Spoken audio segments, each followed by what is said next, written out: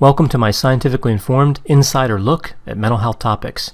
If you find this video to be interesting or helpful, please like it and subscribe to my channel. Hello, this is Dr. Grande.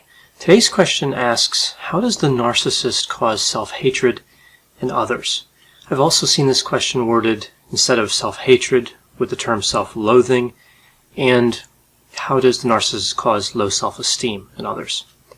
So when somebody's in a relationship with a narcissist, what happens much of the time is what we call narcissistic abuse. Narcissistic abuse is often subtle, sometimes occurring over the course of years and staying relatively well hidden. That's one of the reasons it's so dangerous.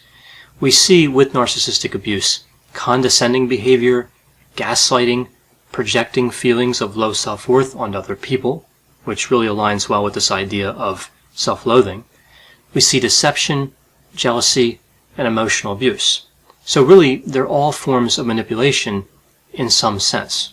And whether it's a romantic relationship, friends, a parent-child relationship, siblings, co-workers, regardless of the context, when individuals find out that they were victims of a narcissist, they start to replay some of the different interactions, feelings, and thoughts that occurred while that abuse was going on.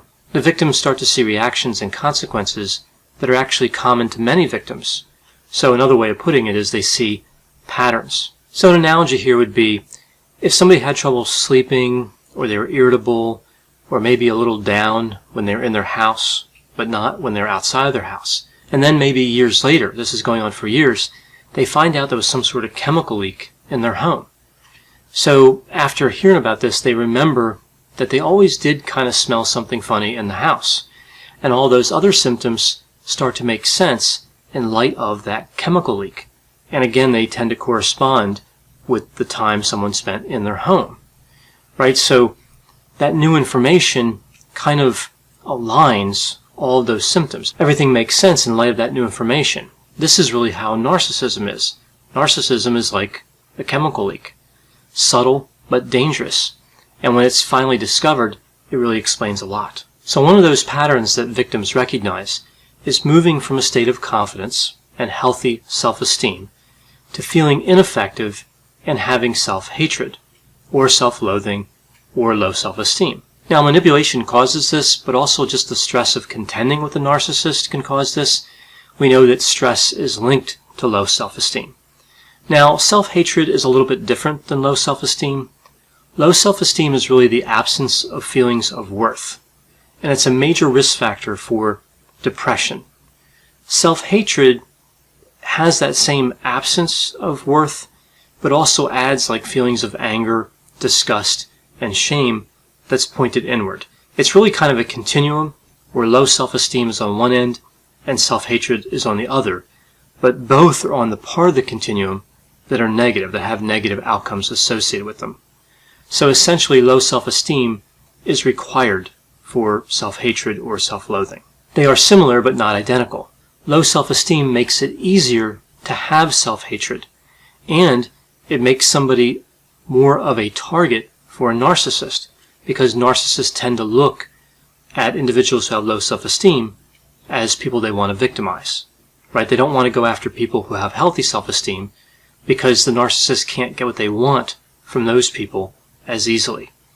Individuals with low self-esteem are actually less defensive and have greater acceptance of negative feedback than people who have healthy self-esteem. So, in a sense, this is okay if you're getting accurate feedback. But narcissists don't provide accurate feedback. They provide feedback in order to widen the crack in the foundation, not to fix the crack. Because by widening the crack, the fissure in that foundation seems smaller by comparison. And that's what the narcissist is really trying to do. They're trying to feel better by making the victim feel worse. Narcissists aren't trying to move up the ladder. They're trying to push you down the ladder. So what should one do if they discover that they have self-hatred or low self-esteem? Well, the straightforward answer is to seek counseling, and here's why. Self-hatred has this relationship with low self-esteem. I mentioned that. Some simply say that they're the same thing, so both are dangerous. Low self-esteem has a relationship with depression, and depression is a dangerous construct. Whether it manifests as major depressive disorder, persistent depressive disorder, adjustment disorder, or something else. Depression really shouldn't be toyed with. It needs to be treated. It's associated with increased mortality. That's an increased risk of death. It's also associated with low productivity, poor social functioning, and a lot of other problems. So again, seeking counseling would be the first move. As far as the feelings of self-loathing when they're separated from the idea of depression, I hear this question a lot about low self-esteem. What if somebody believes they deserve to have low self-esteem? So what if self-esteem actually seems like the logical and appropriate feeling based on how somebody has lived their life, or bad things they've done, or whatever? Many narcissists, in the context of a narcissistically abusive relationship, will try to make this argument. Again, they try to widen the crack that's already there. The most effective way to decrease somebody's self-esteem is to pick a weakness that the victim identified. So the victim can unknowingly give ammunition to the narcissist. So keeping this in mind, going back to that question, what if somebody believes they deserve to have low self-esteem? Well, when low self-esteem is present, what people tend to find is that they were tricked into having it. Because of faulty logic, they were tricked by depression, they failed to meet unrealistic expectations set by others, they were deceived by a narcissist, whatever it is. Self-loathing is not a logical approach. It's not reasonable.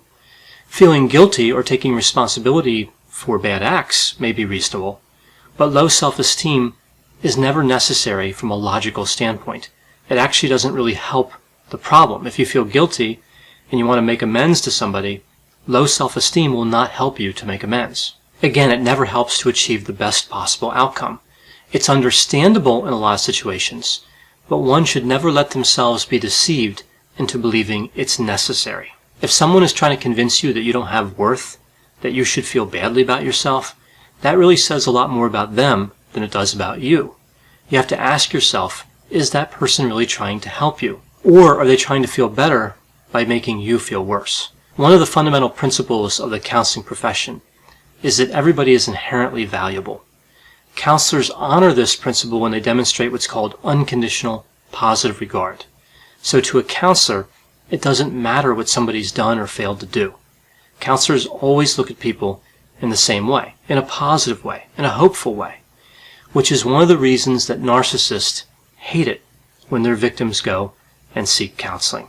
So I know whenever I talk about topics like self-loathing and narcissism, there'll be a lot of different opinions. Some people will agree with me, others will disagree with me. Please put your opinions and thoughts in the comment section. They always generate a really interesting dialogue. As always, I hope you found this description of narcissism and low self-esteem to be interesting. Thanks for watching.